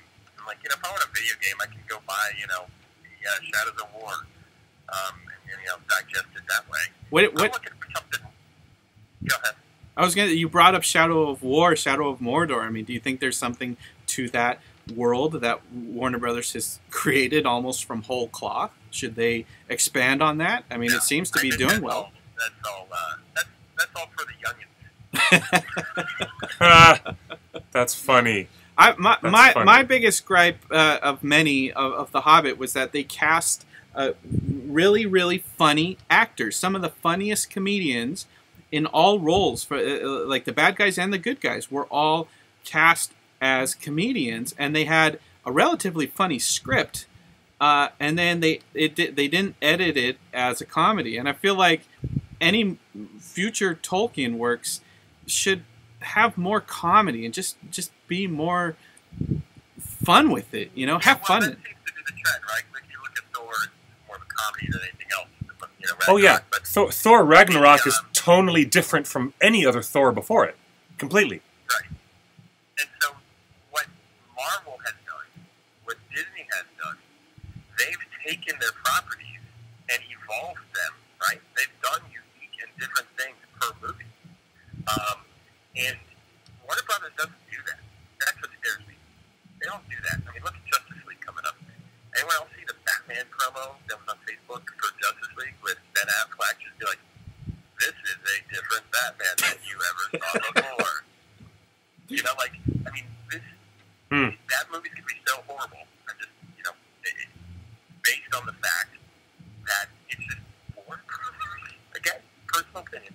Yeah. Well, the thing that Warner Brothers has done well with their DC Comics brand is their animation has been on point for the last 5 to 10 years. I mean, there's 10 years plus. There's awesome design. You have different, very design-oriented artists coming in and putting their own spin on the DC animated universe. You've got feature films mixed in with animated series. You've got Teen Titans all the way up to The Dark Knight. And they do 2 feature animated films per year, some of which are actually pretty good, like the Justice League Dark, which ended up being surprisingly good.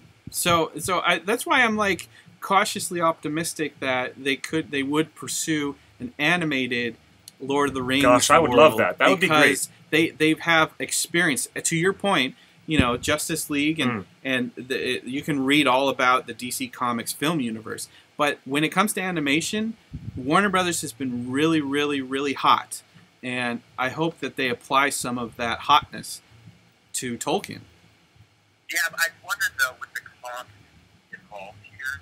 You know, I can't imagine that because the animation is those properties, while successful and a lot of people enjoy them, they're not as successfully profitable as the live action items if they're done well. Yeah, is what I'm saying. So like look at Arrow, right? I watched a little bit of the Arrowverse on TV. Yeah, and then I realized I was watching a soap opera, and then I stopped. Exactly. Well, you know, it will be interesting because everybody has been saying this, me louder than other people, when we do an appearance for the OneRing.net at Comic-Con or other places. We keep talking about the vacuum that will be left behind when Game of Thrones goes off the air. So I'm really not the least bit surprised, Chris and Justin and anybody else who's within earshot. I'm not surprised that Warner Brothers and the Tolkien estate did what they had to do earlier this year to settle that acrimonious lawsuit, and now the deals are starting to talk. They really need to fill the vacuum when Game of Thrones is gone. And how many times have I said over the last few weeks that if Justice League underperforms, all bets are on Tolkien? Like, you have said that too. AT&T has to recoup their $80 billion. You did say that. Now, this was a surprise. Chris, did you know that AT&T had bought Warner Brothers? Or is in the process. Or is in the process of? Yes, I did. Well, when Justin said to me they're going to want a return on their investment, I stopped and I thought about that for a minute, and I'm like, you're right. The mighty dollar, the almighty dollar is like ground zero in Hollywood decision-making. But I really want to say something before everybody ends this conversation, that we're not ready to see The Lord of the Rings literally redone. Everybody is starving to see more Middle-earth, but not the same Middle-earth. He said it, Chris said it perfectly, a fresh take. And I'm looking at all the stuff in the appendices and all those great stories that are yet untold. Yeah. Yep. You know why? AT&T bought up DirecTV, right? Yep. Now, you got to take into account their long game plan. Yeah. We live in a time, it's the wild west of content. We literally, anybody can make a documentary, anybody can make a show, and if it's even closely well-produced, it is sold to Hulu or, Netflix or Amazon Prime or Apple. And you're telling me that AT&T isn't like, hey, we're getting in on this? DirecTV now? Yep. All these content engines are out there building up the on-demand content that we all want to consume. And they want the return on their investment. They're going to, I hope, with the purchase of Warner Brothers, they realize that they need to be more in the Disney Marvel realm of being creative and a little more interesting with their films. But yeah, it's an exciting time, actually. I mean, it really is, because who knows what they're going to do, and maybe it's going to be multiple things. Maybe there's going to be an animation. Maybe there's going to be, the retelling of The Hobbit. I would like to see the retelling of The Hobbit, just because, again, I don't think the other one exists. Great insight, input from a guy that's been on the front lines of Tolkien fandom since he created the OneRing.net in 1999. Yes, indeed. Hats off to you, Chris. Keep up the good work. All right, thanks for calling in. Yeah, buddy. All right. Man, he is very well informed Indeed. In all things pop culture. The thing that I keep coming back to, I would love to see another animated Hobbit, especially. I'm in agreement with you, many of you, on let redo the Hobbit story. Because, listen... Redo it as VR. Listen. Redo it as VR. The Hobbit cartoon... Literally. ...that you grew up with. Yeah. Written by... Well, it was written and produced by Arthur Rankin and Jules Bass. That's right. Arthur Rankin Jr. and Jules Bass. It has no relevance. Yeah. It has no relevance to kids nowadays. It looks like cruddy animation in comparison to what kids are used to. If you want to reboot the Middle Earth world for an entire generation from 5 years old on up for a YouTube audience, for a content world, make a new animated Hobbit, make it a series, play into the comedy of those dwarves. Make it a fun series. That's a great idea. I like that idea. Exploit Warner Brothers' talented animation. Make it VR. Genndy Tartakovsky doing a Hobbit TV show. Genndy. Tell me you wouldn't be so excited. Genndy Tartakovsky. To see the Samurai Jack creator-director. Creator of Powerpuff Girls. And apply that aesthetic. Dexter's Lab. To all 13 of our company. Well, he did a great job doing a very first short-form animated Clone Wars, did he not? Genndy Tartakovsky took his hand at the Lucas universe, and the results were amazeballs. Everyone loved Tartakovsky's short-form animated Clone Wars. They were really fun. Hey, one more call. We're getting so many calls and hotlines, but we got to wrap this up soon. Well, let's take a we're going 15 minutes. Hi, what's your name? Where are you calling from? Hey, it's Dave from South Texas. How's Hey, it going, guys? Hey, good. How you doing? How you doing there, Dave? I think I'm doing great considering the news that the richest man in the world wants to make a Lord of the Rings series on Amazon. I'm ecstatic. I don't get why the fans are so disappointed. I don't get why you, Cliff, are so kind of negative on this. It doesn't make sense to me. I'm totally on Justin's side. Bring it, my brother. I love to hear that. My brother, I want to break bread and sit down at the table, and I want to talk for hours about this, but I will say this much. It has less to do with me, and it has more to do with the way Peter's original film trilogy left an imprint, a cultural and artistic imprint that is so reverberating and so strong. Most parents want their kids to grow up watching Peter's Lord of the Rings versions and no other. I mean, it's kind of like that. They will. They're not going to be erased. They're always going to be Exactly. We're always going to have that. I look forward every Christmas time to watch those movies over and over again. But there's always kind of a sadness there because nothing new is scheduled. Now we have something to look forward to that's going to be different. It's not going to be a remake because it's not going to be new films. It's going to be a TV show. It's going to fill that void like we're talking about with Game of Thrones. Once that's gone, this is time to pick up where that leaves off. Now, I don't want it to be as gritty as Game of Thrones. I want them to follow the book. And one of the biggest gripes was they left out so many great parts of the book that they couldn't put in on Bombadil, the Dunedain Rangers. Now we can have that in long-form storytelling on TV. And it can last years and years. And Amazon can build like a little universe, sort of like the MCU. They have their universe, and now we can have the Middle Earth universe. And there's a lot to mine there that the film has never covered. And I am super excited for this. This is the news I wanted to hear. Lord of the Rings, yes, I love it. It's always going to be there. Peter Jackson did a great job. I love those movies. But it was inevitable, and I think the talent is out there. All the stuff that they're making on streaming, Netflix, Amazon, it's a golden era for them right now. And the richest man in the world is totally behind Lord of the Rings. He wants that series really bad. I heard that today. A podcast was talking about it. Yeah, the richest man in the world wants to do this. It's amazing. You can't fully appreciate that Jeff Bezos himself is personally overseeing these negotiations. That's because he wants to cultivate more fantasy and sci-fi on his platform. This is a very, very busy man who owns the Washington Post, who is waging, you know, plus he's got Amazon. Plus, he's producing all this stuff. Plus, Amazon has been going through its own dramas in the wake of the Harvey Weinstein thing. A lot of people have gotten fired. Yep. You know, on top of he's not destroying, but he's changing retail for good and for all time. He bought Whole Foods. I mean, this guy has so many things going on, and here he is sitting at the table to talk Tolkien. This is huge. It is, but Dave. Perfect timing, dude. Dave, it's not perfect timing. Oh, it's way too soon. You guys, I love you both, but you guys got to think about that sponge that is the marketplace.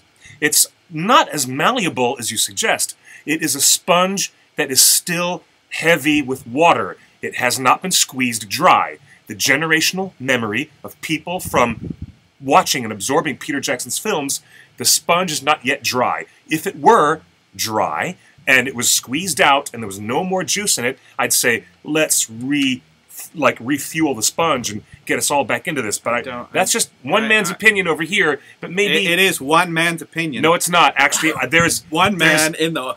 There's a lot of room for everybody to have both points of view. I'd really appreciate you calling in, brother, to tell us that you've got a contrasting point of view. But let me ask you this. Would you rather see the War of the Ring as the main narrative? Or would you rather see Jeff Bezos and Amazon put millions of bucks into an anthology series that lets us explore so many other corners of Middle-earth?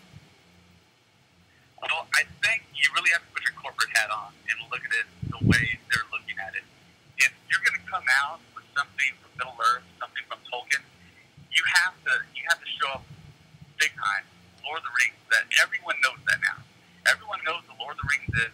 You have to show up big there. They're going to invest $150 million there. Go from there, and then you can expand out. Once you have your audience, then you can build that audience and prove it. I think they will prove that it's going to be quality, and that Lord of the Rings name, that's going to bring the people in. Once people are subscribing to Amazon, getting Amazon Prime, and once everyone's there, I think that's the best play for the universe to take off from streaming. I think that's the way to go.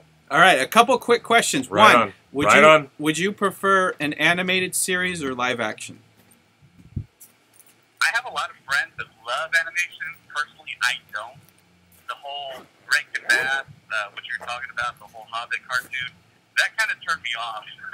What about Star Wars Rebels? The Star Wars has some great CG animation series going on that look and are well animated. I mean, do you think they could do an animated, characterized, Middle-earth tale? Well, yeah, animated Clone Wars and Rebels are part of canon. They're part of the film canon now, according to Marvel. Yeah. Lucas. Yeah. I'm a huge Star Wars fan. I'm a very huge Star Wars fan, and Rebels and Clone Wars, it really doesn't do much for me. It's the live action. What Peter Jackson did with Lord of the Rings was unbelievable. I couldn't believe it. I wasn't into Lord of the Rings then, but he totally turned me, and I think live action is the way to go. Game of Thrones proved that you could do it on TV. That's right. Yep. So the proof is there. Yep. The void will be there. The timing is perfect. Get this thing done. Jeff Bezos, he's my homeboy now. I love that guy. Get it done. I want this so bad. I'll get an Amazon Prime account the day they announce it. So awesome. There it is, man. Dude, that's so good to hear from you. Thank you. I appreciate brother. you calling Thank in. You. Thanks for chatting. All right, no problem. Very much. Come on the show again. Man, great opinions on all things. I will say this.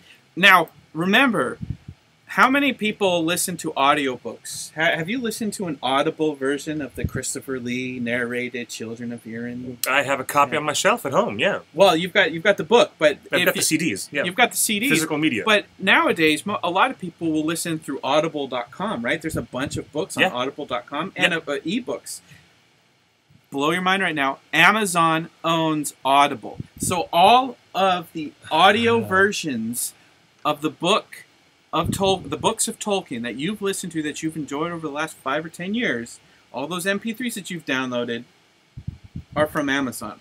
I'm telling you, Amazon loves Tolkien, and they own books, they own audiobooks, they own ebooks. Now they're getting into this. Man, how awesome would it be to have a Hobbit, a Shire food section at Whole Foods? Amazon can do this. Oh gosh, yes they can. Imagine yes, they can. Potatoes, Middle Earth branded potatoes at Whole Foods. Whole Foods and Coney pies and I'm telling you, Coney pies. this is what this agreement. Look, this new agreement supports all licensing and All licensing, everything, including. So they could do Samwise potatoes at Whole Foods. Woo! Boil them, mash them, stick them in a stew. All right, guys. I'm so ready for that. This has been a great show. Well, it was a conversation that we had for 45 or 50 minutes without you. Are you okay? People are asking. People are texting on the hotline. Where the hell is Justin? Look, where the hell is Justin? You had a lot to say, and I wasn't going to interrupt you. You were. And I look at all. You guys saw all the text messages. You saw all the text messages. We should do this again next week, next Tuesday at the same time, and talk more about this. We will be here next Tuesday at 5. We want to hear more from you. We want to take more phone calls and text messages because this was one of the best shows and conversations we've had in a long time. Indeed. Public service announcement. There are brand new copies of a brand new J.R.R. Tolkien book that we are giving away. That's right. It came out today in America. It's been out in Australia for a month or so. It was out in the United Kingdom last November in 2016. America, you got a new Tolkien book. Guess what? America got a brand new Tolkien book. It is difficult to pronounce, but I'm going to see if I can get it for you. It is called, and it's something that had been out of print for over 45 years. It was a book that Tolkien, it was a poem, like a 305-verse epic poem that had been unavailable for 45 years. Pints of 1420 available at Whole Foods. That's right. Amazon. Pints of 1420. Give us everything you've got. Amazon. By the way, it is called The Lay of Otru and Itrun. If you go to theonering.net, you can see one of the top stories on the site right now. Yeah, we're giving away 5 copies, and the details are right there on our homepage. Thank you for joining us at the One Ring. My final thought on the fact that here we go. The Tolkien is in play is that 15. I think it's a great idea. Yay! 15 years ago, 2001, The Lord of the Rings came out. Yeah, 2001. Yep. 2001, 16 years ago. Yep. And it inspired a generation of young people to pursue storytelling and filmmaking. And there's been some wonderful fan films on YouTube and Hunt for Gollum and so many screenwriters, and our own Kelly Rice got a job at Weta. She wrote the new hardcover script to screen with Daniel Falconer. Yeah, we talked about that quite a bit earlier too. Yeah. Now is the time. 15 years ago you were inspired by Lord of the Rings. It's 15 years later. I hope you've been practicing your craft, because now with episodic television there are 10 times as many writers, 10 times as many directors, and 10 times as many staff for a television show versus a movie. Every episode gets its own director. And half the budget. Yeah. So and half the budget. Now is your chance to work on Lord of the Rings. Now is your chance. And intriguing. Polish all your scripts, polish all of your work, your CG, your acting, your music composition. Anything that inspired you to be creative from Lord of the Rings, now's your chance. We have a chance to work on Lord of the Rings now. Allegedly. Again. You've been in the movies, so again, you've already been there, but the rest of us, again, this is still just preliminary. We don't know that any real deals exist, because there are none. It's all whispers in the wind, but has been one of the most interesting seismic convulsions in the Tolkien fan community. That simple whisper in the wind may yet change everything. Thank you guys for joining us. You're at the right place to get your news and up-to-date information on all things Tolkien. When we get more details from our intrepid reporters who are reaching out sources, we'll get more details for you. Watch us at Twitter, at the Facebook, the book face. You can find us online, and we'll be broadcasting live next week Tuesday at 5 o'clock, will we not, sir? That's right. Very good. Thank you for joining me today, sir. Very good. For holding it down and taking all those messages and calls. You guys are awesome. Let's talk more next week because I want to know more opinions about everything. Yeah, maybe next week we'll get some replies from Middle Earth Enterprises and our friends at Warner Brothers, and we'll have more scoop. I hope so. More scoop to talk about. All right. Bye, guys. We'll see you later. See you later, mate.